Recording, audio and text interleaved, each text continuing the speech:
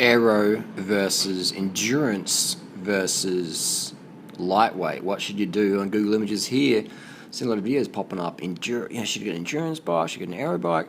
First of all, if you want the best ever cycling book ever written, there's a link in the description. My cycling ebook is the best ever written. I tell you exactly what bike to get and why. If your goal is weight loss, your goal is increased fitness, get a copy of my cycling ebook. It's all the current latest bike buyer's guide, all the tips, how to use a power meter, and it's written in really, really simple terms.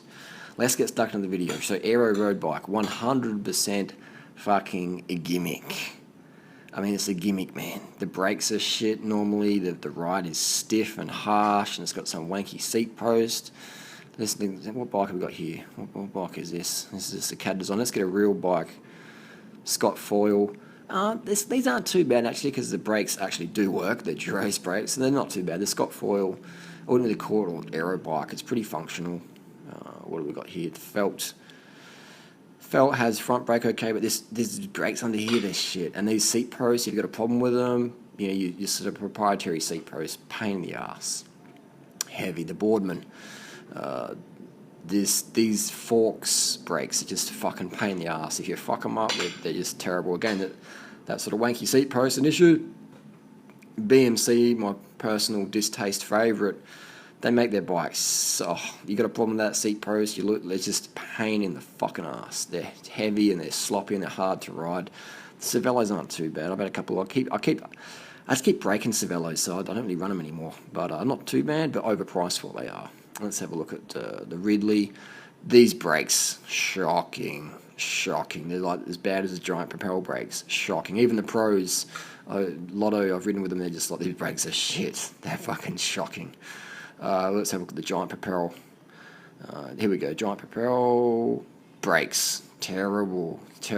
Good quality carbon, but just easy to get spare parts for Giant bike. But these brakes are just shocking. And the tyre clearance is shit. So aero bikes, in my opinion, don't waste your money, don't waste your time. If you already got one, that's okay. Keep riding. But I'm going to let you know what I prefer. Let's go second with lightweight road bikes. These are pretty good. I've got myself a lightweight road bikes. I've got the lightweight Millenstein Gen 4s. But the problem with these frames is they are quite light. They're about 800 grams or less. So if you do drop them, expect them to crack. If you crash them, expect them to snap. If you put them in a clamp or something like that, expect them to pop. If you do your drink bottle cages up too tight, expect the rivets to pull out the frame. They're very brittle, very fragile. Can be quite flexy. The best lightweight carbon bike is the Giant TCR. There's no comparison. Giant TCR is the most comfortable, it's the stiffest, it's the lightest of the lights. But it's the most practical as well.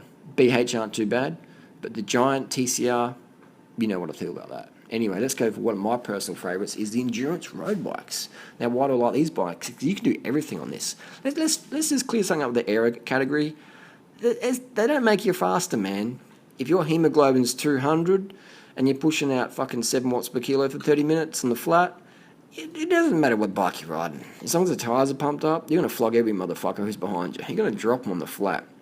So let's just understand that Aero is a fucking gimmick. Race crits. Yeah, but when you're in the crit, man, you're in the draft. You're in the bunch. You're in a fucking Aero bike. Look at the fastest stages ever. Mario Cipollini on just a fucking CAD 4 or CAD 3. It's all about your hemoglobin values and positioning yourself in the bunch and being carbed up. Anyway, endurance road bikes. This is one of my favourites. Is the Giant Defy. Giant Defy. I've actually got 2 of these bikes. This identical bike, the ISP seat post, a little bit of a pain in the ass, not too bad, but the disc brakes are really good. The Shimano, etc. But my gripe with the endurance road bikes is generally the gearing is shitty. Not shitty in quality, but shitty in ratios. This is a 50-34, and it comes stock with a 28 in the back. On my Defy, I've got a 32 on one, and a 40 on the other, and I put mountain bike cranks on it. So there you go. And my gripe with these super light frame, this is lighter than the TCR.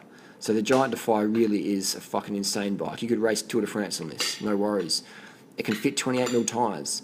It doesn't have fender options. It would be cool if Giant had like a little fender setup. We're almost getting there. Well, the perfect bike is probably a Giant Defy with like clearance for 32mm tyres and fenders, and mountain bike gearing and compatibility issues. That's the dream. The Giant Defy alloy. has been replaced this year with a Contend. I'm going to go to Australia soon for some reviews on giant bikes, so I'll do a review on the Contend. This is a giant Defy, and it does have the rack option. It's an alloy frame, good quality. So this is what I recommend. And they've got the Specialized Diverge, another Dune Rider favourite. It's also my buyer's guide. The Specialized Diverge, great bike. It has rack options. It has fender options. It's a more upright geometry, so you could still slam the stem and race crits on it. You still race crits on it, which I don't recommend because they're so fucking dangerous racing bikes. But the Diverge is a good bike. Quality as well, lifetime frame warranty. What else we've got? Endurance bikes. We've got the Cervelo. Again, not a bad bike. Decent tyre clearance, but quite overpriced for what they are. Quite overpriced. What else we got in the endurance range? The Trek Domano is pretty good. The SLR. That's Freely's bike. That's exactly what Freely Banana's girl's got. She's got a 40 cassette in the back. So my gripe the endurance bikes is the companies don't spec them with proper venture gearing. You should be able to go up any hill you want and not be grinding. This is Trek Domano, also made by Giant. They're in Taiwan. Nice bike as well. And the SLR is another favourite of mine because it can have big tyres on there, 32mm tyres or 28s with fenders. So my pick of the bunch is the endurance road bikes because you can do everything on them. You can race crits on them. You can do everything on them.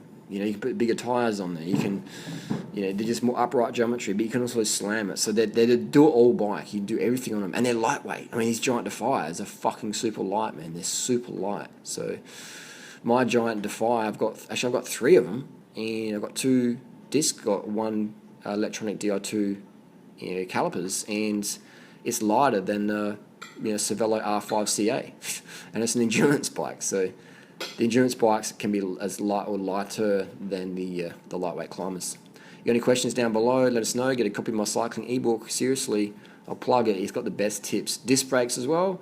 I do recommend discs. Discs aren't essential, but if you're a female rider, got small hands, the hydraulic discs are exceptional, and I would highly recommend them. Highly recommend them.